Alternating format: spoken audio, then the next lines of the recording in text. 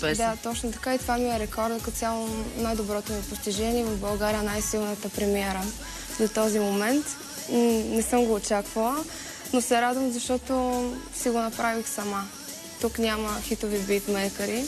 Тук стои едно 17-годишно момиче, несигурно в началото, специално за тази песен, но сега като гледам успеха, съм повече от щастлива. Как така сама си я направи? Сама я измислих, просто чух бита за първи път и ми дойдоха всички тези идеи, които чувате в момента. И текста си е твой дори, Текста така? 50% е мой, да. I'm the queen. I'm the queen, да. Аз съм кралицата.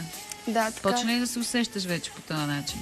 Честно казано, I'm the queen, не искам да се приема толкова буквално все едно съм кралица, а искам да покажа, че една жена може да бъде много силна.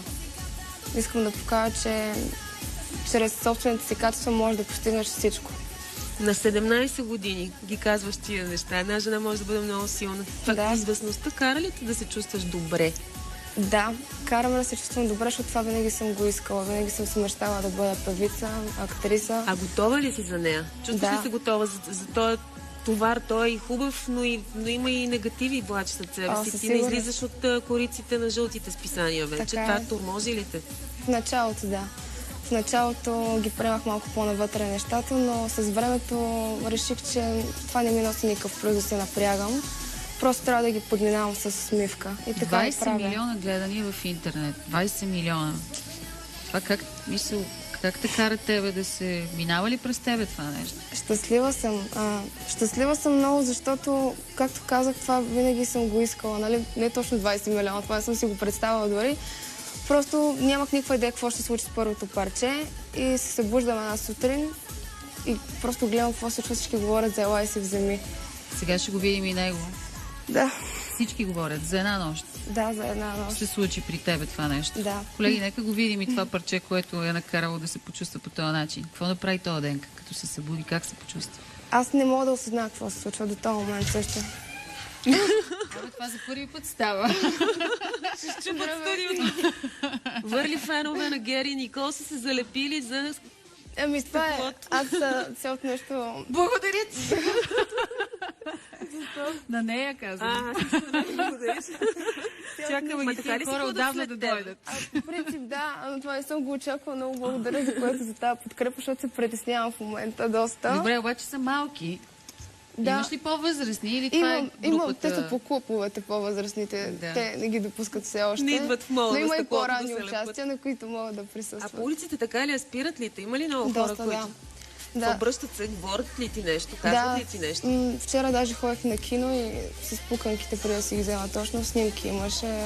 И хората ме разпознават. Радвам се за което, защото... Това не те натоварва? Не, в никакъв случай. Не ме натоварва. Чакай малко. Световни звезди, като Роби Уилямс и други, които са минали по тази наклонена плоскост, са стигали до дъното, обиколили са сумати клиники да се лекуват от наркотици и всякакви други зависимости. Така е. Ти готова ли си за това, което чака? Готова съм, но аз съм много силна. Като човек, като личност и знам кои са ми приоритетите. И знам, че не мога да тръгна да се занимавам с наркотици и алкохол, защото това не ми е страст. Нито ми харесва да пия, нито да използвам наркотици. Откъде идва тая сила в теб? Ти си едно 17-годишно момиче. Зодията, може би. Зодията ли? От родителите ти ли? От родителите също. Ти си лъв като Лора, между другото. Да, лъв съм, да. Помагаме, естествено, не само зодията, може би родителите главно. Добре, отхвърлиш, т.е. от греховете, да кажем, въпреки че някой това, което ще кажеш, казва, че не е грях и може и да се прави. Но алкохол не е наркотици, не е секс. Не. Нищо. Не, абсолютно нищо. На този етап нищо рано ми е. Всичко това ти е рано. А изглеждаш много провокативна в клиповете. Така е. Не отричам, просто явно го нося това нещо. Аз даже скоро си говорих с най-добрия ми приятел, казах му: абе, Анди, кажи ми, защо съм толкова провокативна, защо изглеждам по този начин и защо хората ме възприемат така? Нали, медиите ни създадаха една обувка, която е малко по-различна от истинския образ. Ема ти не се дърпаш от тая обувка, да ти кажа. Нали я налагат? Ти умело влизаш в нея. Нека да вляза, да. Стават ми в живота искаш да кажеш, че не си такава. Не, в живота... Гадже имаш ли? Не. Нямам. Детето на мама и тати си, още майка ти е тук с теб днес. Също хубава жена, която като орлица бди над тебе. 3 пъти оговаряме това участие. Днес вече си в студиото. Най-после. Да. Те ли се грижат за кариерата ти? Мама и Поне в татко. началото. Да, майка ми и баща ми са много доволни, че те се грижат именно за това, защото се чувствам най-сигурна по този начин и ми помагат по най-правилния начин. Говореше се, че първият ти клип е финансиран от тях, така ли? Да, Те точно са така. хората, които инвестират в теб. Да, Как кара ли те да се чувстваш по-отговорна, че семейството ти е вложило финансово много неща в твоята кариера? Да, караме да се чувствам по-отговорна и караме да се чувствам по-добре, защото предпочитам да ми помага семейството ми, отколкото някой друг. Особено в началото на кариерата ми. Защото семейството ми ще ми помога по най-правилния начин. То не гледа на мен само като на изпълнител, а гледа на мен и като дете.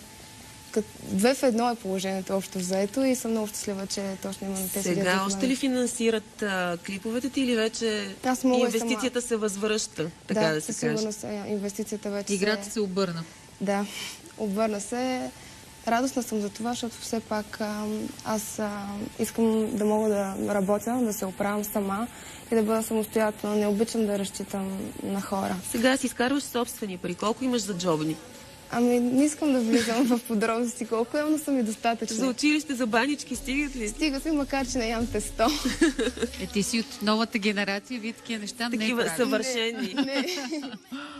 Добре, вашите какво мислят? Майка ти сигурно като жена може да възприеме, но баща ти какво мисли за това, че си провокативна в клиповете? СЕМ избухнаха Съвета за електронни медии. Да. Което май само ти направи услуга. Честно казано, да. И то доста голяма И то точно услуга. това парче всъщност, нали така? Да, с момиче като мен, това отново казвам, не съм го очаквала. Какъв скандал провокирах, аз това не го търся. Не търся скандал, не търся провокация. Просто имам песен, имам едно виждане за нещата, по който трябва да изглеждам. Идва ми отвътре как